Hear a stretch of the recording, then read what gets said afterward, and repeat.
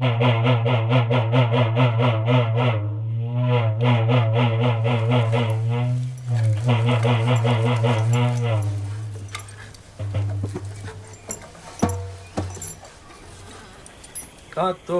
வாருது எல்ல முனி, காப்பாக வாருது நம்ம முனி.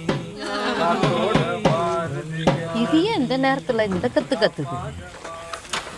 3 பேர் சொத்தையும் நல்லா தான் முழுங்குது. போற போக்கில் நாம தான் பட்னியா கிடக்கணும். இது மாசமா இருக்கு. மாசமா இருக்கா? இது கடா இல்ல.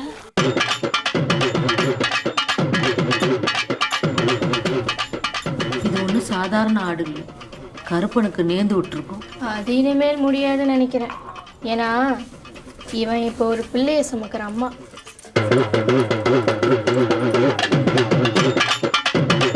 தொழிலாளி எல்லாமே இதெல்லாம் போய் பெரியவங்க கிட்ட காமிச்சோம் சிரிச்சிடுவாங்க.